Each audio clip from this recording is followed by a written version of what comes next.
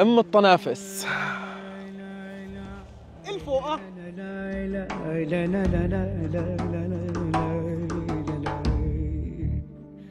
ابوي ضيعه مبعوثك يوم. سكتر من هون ولك، لعنة الله عليك يا واطي. انا قلت له سكتر من هون ولك بالحلبي دقيق.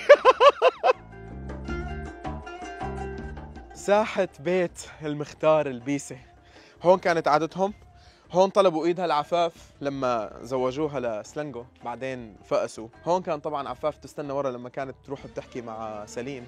طبعا البيت ما فيه حدا، كان ودنا ندخل نصور من جوا بس ما في حدا بالبيت.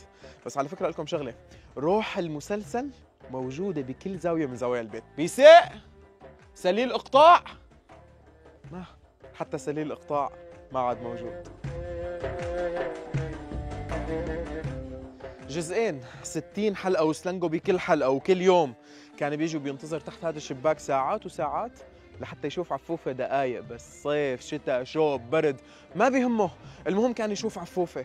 سلنجو كان بينزل وبينضرب وبينهان وبتنداس على كرامته، ومع هيك ما تخلى عن عفوفة وما تخلى عن عفوفة. فنصيحة، إذا ما كان مثل سليم لا تتزوجي. دكانة صالح، طبعا الدكانة ملامحها مغيرة كثير من الطرف الثاني، بس من هذا الطرف هي نفس الشيء. حابب احكي لكم انه نحن والشباب عم نعيش شعور غريب جدا، عم نحس حالنا انه انت راجع للحي تبعك، لانه حرفيا هذا المسلسل دخل لكل البيوت، دخل لكل بيوت الوطن العربي مش بس للسوريين.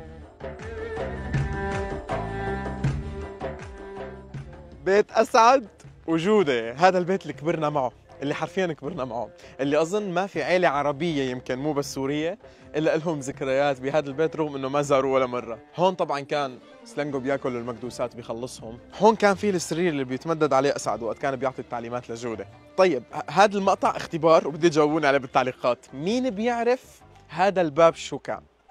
شو كان في بقلب هذا الباب؟ وشو كان بيصير هون بالتحديد؟ شو خالتي؟ كان المهم الخالة خربت لنا اللقطة اللي أنا كنت على أساس عم أعمل لكم اختبار فيها وجاوبت. وحسبالك من رحت ترتاح، حسبالك عرفتوا البيت لمين صح؟ نحن هلا في بيت جودة المطل بشكل مباشر على بيت أسعد. هذا البيت كله ذكريات، الشعب العربي حافظ هذا البيت بكل زواياه. يعني أنا عارف هداك الشباك شو كان بيصير فيه، هذا الشباك بتتذكروا هذا الشباك لما جودة كان بده يسافر فأسعد وقف هون وصار أسعد يغني له لجودة.